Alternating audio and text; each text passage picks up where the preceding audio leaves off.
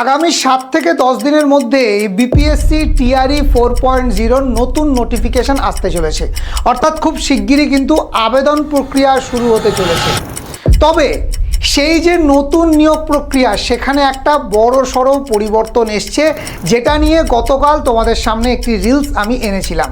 তো সেই রিলস দেখে তোমরা অনেকেই কমেন্টে জানিয়েছিলে স্যার এই নিয়মটা নিয়ে একটা ইন ডিটেলস ভিডিও করা হোক। তবে এই যে নতুন নিয়ম, সেটা কিন্তু আমাদের চাকরির প্রার্থীদের কাছে সুযোগটা বেশ কিছুটাকে বাড়িয়ে দিল। তো চলো আজকে এই ভিডিওতে প্রথম থেকে শেষ পর্যন্ত দেখলে তুমিও বুঝে যাবে ঠিক কি সেই সুযোগ, নিয়মে ঠিক কি পরিবর্তন আসলো এবং কি হতে চলেছে। Hello students, welcome to BSACI. BSACI বেলুড়ে তোমাদের সকলকে স্বাগত জানাই।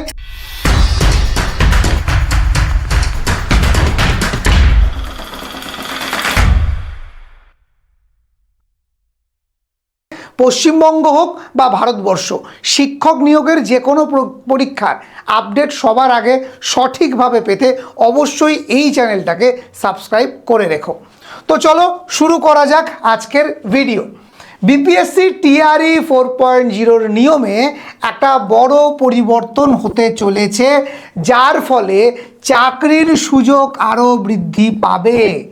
এই নিয়মে বিপিএসসির তরফ থেকে আগে করা হলেও এইবার অর্থাৎ টিআরই 4.0তেই সেটা লাগু করা হবে। অর্থাৎ এই যে নিয়মের কথাটা বলবো, এটা অনেক দিন থেকেই লাগু হবে করছিল, কিন্তু হয়নি। বাট টিআরই 4.0তে কিন্তু এই নিয়মেই পরীক্ষা হবে। সেই নিয়মটা ঠিক কী সেটা আলোচনা করব, এবং এই নিয়মের ফলে কি কি সুযোগ আসতে চলেছে সেটা আলোচনা করব। সম্ভাব্য শূন্য পদ কত সেটা আলোচনা করব। বিজ্ঞপ্তি ঠিক কবে প্রকাশিত হবে, ডেট কি, টেন্টেটিভ ডেট, সেটা আলোচনা করব। এবং এছাড়াও আলোচনা করব এই শূন্য পদ কি বারবার কোনো সম্ভাবনা আছে।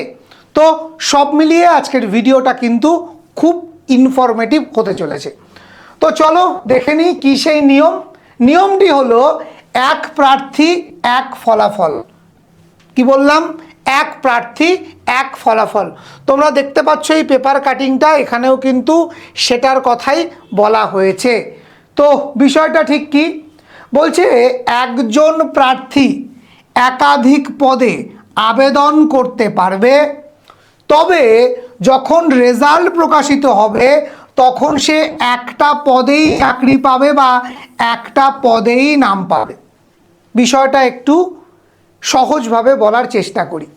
ধরো আমি একজন প্রার্থী, আমি বিএডও করেছি, ডিএলএডও করেছি, সিটেটও পাস আছে, এসটেটও পাস আছে। তাহলে আমি প্রাইমারি, আপার প্রাইমারি, 9, 10 এবং 11, 12 চারটেতেই অ্যাপ্লাই করতে পারছি, ঠিক তো? তাহলে ধরে নাও আমি চারটে পরীক্ষাতেই পাশ করলাম, চারটে লিস্টেই আমার নাম আসলো। আচ্ছা, চার জায়গাতে তো নিজের নামটা সিকিওর করলাম, চাকরি তো এক জায়গাতেই করতে পারবো। আমি আমার এলিজিবিলিটি চারটে পদের জন্য থাকতে পারে, কিন্তু আমি একসঙ্গে তো চারটে পদ অকুপাই করতে পারবো না। আমি যে কোনো একটা পদেই চাকরিতে যুক্ত হব। তাহলে বাকি তিনটে পদ এতদিন কি হতো, খালি পড়ে থাকতো। আমরা রিসেন্ট দেখেছি টিআরই 3.0তে প্রচুর শূন্য পদ কিন্তু ভর্তি করা যায়নি। ঠিক আছে স্যার, এটাও সমস্ত কারণগুলোর মধ্যে এটাও কিন্তু একটা কারণ। একই প্রার্থী একাধিক লিস্টে তার নাম এসছে, সে একাধিক জায়গাতে পাশ করেছে, এলিজিবিলিটি ক্রাইটেরিয়া ছিল বলে, সো এক জায়গাতে জয়েন করেছে, বাকি জায়গা শূন্য পদ রয়ে গেছে। তাহলে এখন নিয়ম কি হলো? এখন বলছে তোমার যে কোনো একটা জায়গাতে নাম আসবে। আচ্ছা, এবার তোমাদের প্রশ্ন, স্যার আমি তাহলে চাকরিটা ঠিক কোথায় পাবো? আমি তো প্রাইমারির জন্যও এলিজেবল, আপারের জন্যেও, মাধ্যমিকের জন্যেও, উচ্চ মাধ্যমিকের জন্যেও। তো এখানে বিপিএসসি থেকে বলা হচ্ছে হায়েস্ট যে পদটার জন্যে সে এলিজেবল, চারটের মধ্যে হায়েস্ট যে পদটা, সর্বাধিক গুরুত্বপূর্ণ, সব থেকে উচ্চতম পদ যেটা, তাহলে মাধ্যমিক, উচ্চ মাধ্যমিক, আপার প্রাইমারি এবং প্রাইমারির মধ্যে আমরা যদি দেখি সব থেকে হায়েস্ট পদ হচ্ছে উচ্চ মাধ্যমিক বা 11-12-এর জন্যে। তাহলে লিস্টে আমার নামটা কোথায় আসবে? শুধুমাত্র 11-12-এ আসবে। 9-10 বা 6 to আমাদের 1 to 5 বা 6 to 8 কোথাও আসবে না, কারণ আমি ব্যক্তি একই। বোঝা গেছে বিষয়টা? ঝটপট কমেন্ট করে জানাও তো। তো এখানে দেখো সেই জিনিসটাই আমরা বলেছি। ধরা যাক রাম টিচার রিক্রুটমেন্টের প্রতিটি স্তরের জন্যই যোগ্য। পিআরটি অর্থাৎ 1 to 5, মিডিল স্কুল মানে 6 to 8, টিজিটি মানে 9-10 এবং পিজিটি মানে 11-12 প্রতিটি পদেই আবেদন করেছে এবং সে প্রতিটি পদই পাশ করেছে। এখন বিপিএসসি টিআরই 4.0-তে তার নাম শুধুমাত্র পিজিটি বা 11-12-এ আসবে, শুধুমাত্র 11-12-এই আসবে। স্যার আমার শুধু 9-10 অবধি আমি অ্যাপ্লাই করেছি 3টেতে, তাহলে শুধু 9-10 পর্যন্ত 3টের মধ্যে 3টেতেই তুমি যদি এলিজিবল হও তাহলে 3টেতেই আসবে। স্যার আমি শুধু একটাতে পাস করেছি, তাহলে তো এটা ক্ল্যাশই করবে না, তুমি সেখানেই নাম পাবে। সবার কাছে কি বিষয়টা ক্লিয়ার হলো? সবার কাছে কি বিষয়টা ক্লিয়ার হলো? ঝটপট একটু কমেন্ট করে জানাতে হবে প্রত্যেককে। এবং যদি তোমার ব্যাপারটা স্পষ্ট হয়ে থাকে একটা লাইক করে দিতে হবে আর নিজের বন্ধুর সঙ্গে শেয়ার করে দিতে হবে, কারণ তোমার বন্ধুও পরীক্ষা দিতে যাচ্ছে, তারও এই বিষয়টা জানা প্রয়োজন, তথ্য শেয়ার করা প্রয়োজন সকলের সাথে। ঠিক আছে? ঠিক যেমনটা আমি করি, যে কোনো কিছু জানতে পারলেই সবার আগে তোমাদের সাথে শেয়ার করি। তো এই নিয়মের ফলে কি কি সুবিধা হবে? নিয়মটা তো বুঝলাম, নিয়মের সুবিধা কি?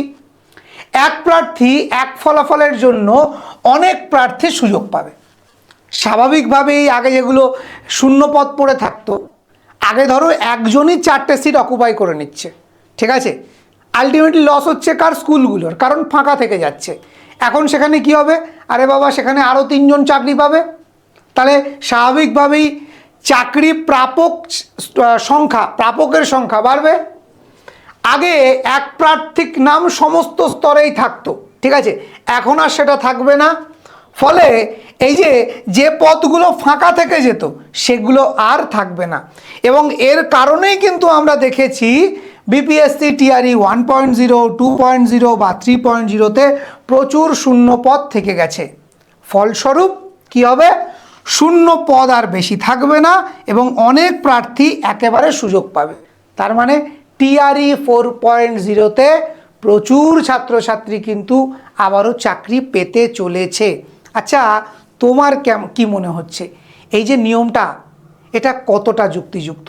এটা করা কি ঠিক হয়েছে নাকি ভুল? ঝটপট একটু কমেন্টে আমাকে জানাও তো তোমার মতামতটা, তুমি ঠিক কী চাও। ঠিক আছে, এই মতামতটা, এই নিয়মটা সত্যিই কি ভালো হলো? তুমি কি ভাবছো একটু তোমার মতামতটাও আমি দেখি। ঠিক আছে, চলো এবার কথা বলবো শূন্য পদ নিয়ে। কতগুলো শূন্য পদ আছে? গতকাল সাংবাদিক বৈঠকে শূন্য পদের সংখ্যা বলা হয়েছে 44,000। ঠিক আছে, এটা সম্ভাব্য শূন্য পদ, ফাইনালাইজ নয়। তবে এর পূর্বে আমরা দেখেছি বিপিএসসি টিআরই 3.0-তে প্রচুর শূন্য পদ ফাঁকা রয়ে গেছে, মোস্ট ইম্পর্টেন্ট। তাই সেই শূন্য পদগুলো যুক্ত হয়ে আসলে শূন্য পদ কিন্তু অনেকটাই বৃদ্ধি হবে বলে জানা যাচ্ছে। সো টিআরই 4.0 আবারও একটা বাম্পার শূন্য পদ নিয়ে আসতে চলেছে 10 দিনের মধ্যে। এবার চলো দেখে নেওয়া যাক যে কিসের জন্য কতগুলো শূন্য পদ আছে। প্রাইমারির জন্য মানে প্রথম থেকে অষ্টম 19,000।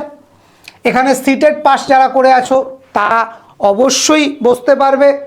নবম দশমের জন্যে যারা এস্টেট পাস করে আছো পেপার 1 12,000 পদ, যারা এস্টেট পেপার 2 পাস করে আছো তাদের জন্য 13,000 পদ আছে। যারা দুটোই পাস করে আছো তারা কিন্তু 13 আর 12 25,000 শূন্য পদের জন্য লড়াই করতে পারবে। তার সঙ্গে সঙ্গে যাদের সিটেড পাস আছে তারা কিন্তু এই যে প্রথম থেকে অষ্টম শ্রেণীতে 19,000 পদের জন্য অ্যাপ্লাই করতে পারবে। ঠিক আছে, তাহলে সামনে কিন্তু বিহার পাস করার একটা বড় সুযোগ আছে। যারা ডোমিসাইল নিয়ে খুব চিন্তিত আছো তাদেরকে বলবো পূর্বের নিয়মেই নিয়োগ হচ্ছে, নতুন ডোমিসাইল নিয়োগ হয়নি। যদি ডিটেলস ভিডিও চাও তাহলে অবশ্যই এই চ্যানেলে বিপিএসসি লিখে একবার সার্চ করে দেখে নিতে পারো। লাইভে বা রেকর্ডের সেকশানে কিন্তু আমি অলরেডি ভিডিও করে দিয়ে দিয়েছি। যদি খুঁজে না পাও কমেন্ট করো, আমি রিপ্লাইয়ের ভিডিওর লিঙ্ক দিয়ে দেবো। ঠিক আছে, তো চলো নেক্সট কি, বিজ্ঞপ্তি কবে আসবে, খুব প্রশ্ন। ঠিক আছে, দেখো সংবাদপত্রের খবর অনুযায়ী ফেব্রুয়ারি মাসের তৃতীয় সপ্তাহে বিজ্ঞপ্তি প্রকাশিত হবে। সম্ভাব্য তারিখ বলা হয়েছে 15 থেকে 20 তারিখের মধ্যে।